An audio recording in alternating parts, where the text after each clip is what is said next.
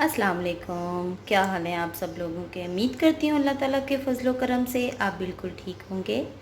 आज मैं आप लोगों के लिए बहुत ही मज़ेदार और बहुत ही आसान आड़ू के शरबत की रेसिपी लेके आई हूँ। आड़ू के शरबत में हमें किन किन चीज़ों की ज़रूरत है। मैंने यहाँ पे ली है चीनी और आड़ू। सिर्फ दो चीज़ों की ज़रूरत है और आपका मज़ेदार आड़ू का शरबत बिल्कुल तैयार। रेसिपी स्टार्ट करने से पहले आप लोगों से गुजारिश है कि जो मेरे चैनल पे नए हैं काइंडली वो मेरे चैनल को सब्सक्राइब कर दें और बेल आइकन को प्रेस कर दें ताकि हर आने वाली वीडियो आप तक बआसानी पहुंच सके। आड़ू का शरबत बनाने के साथ साथ मैं आज आपको आड़ू के ऐसे फ़ायदे भी बताऊंगी जो आपने पहले कभी नहीं सुने होंगे। तो दोस्तों, आड़ू ना सिर्फ एक लजीज फल है बल्कि ये इंसानी सेहत के लिए भी बहुत ही मुफीद है। आड़ू के अंदर फाइबर्स, विटामिन्स और मिनरल्स बहुत ही खासी मिकदार में पाए जाते हैं। आड़ू के अंदर मौजूद फाइबर हमें कैंसर जैसे मुहल्लिक मर्ज से बचाता है। इसके अलावा आड़ू में विटामिन ए होता है, विटामिन सी होता है और विटामिन सी दिल की बीमारियों से भी बचाता है।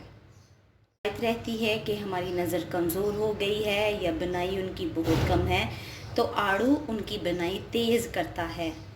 आड़ू खाने से आपको विटामिन ए भी मिलेगा, विटामिन डी भी मिलेगा। चलें आड़ू के शरबत की रेसिपी स्टार्ट करते हैं।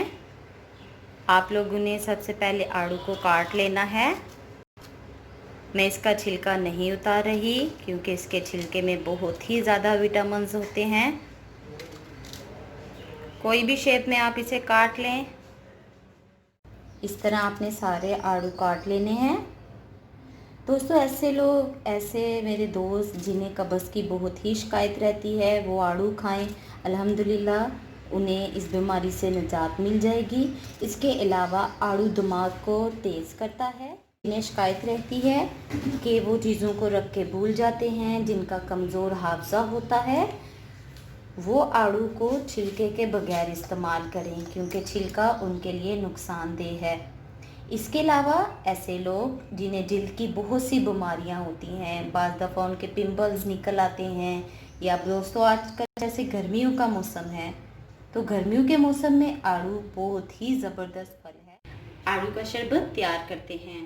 कटे हुए आड़ू थे, अब मैं इन्हें शामिल करने लगी ग्राइंडर के अंदर। आपने सारे आड़ू इसमें शामिल कर लेने हैं।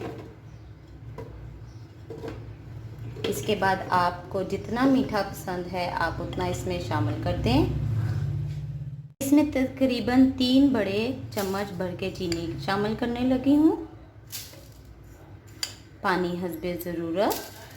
मेरे ऐसे दोस्त जिन्हें बिल्कुल गर्मी में भूख नहीं लगती वो आड़ू का इस्तेमाल बहुत ज़्यादा करें। इसके अलावा गर्मी के बुखार में मरीज़ को अगर आड़ू आप खिलाते हैं तो उसका बहुत जल्दी बुखार उतर जाता है। अब आपने इसको ग्राइंड कर लेना है बहुत अच्छे से। अल्हम्दुलिल्लाह ग्राइंड करके ये फाइनल लुक बनी है। अब मैं अपने आड़ू के शरबत को सर्विंग ग्लास में डालने लगी हूँ। मैंने शरबत में थोड़ी सी बर्फ़ भी डाल दी थी ताकि शरबत थोड़ा सा ठंडा हो जाए। माशाल्लाह, आप जितना ठंडा करना चाहते हैं आप उतनी बर्फ़ ऐड कर लें। लीजिए, आड़ू का मज़ेदार शरबत बिल्कुल तैयार।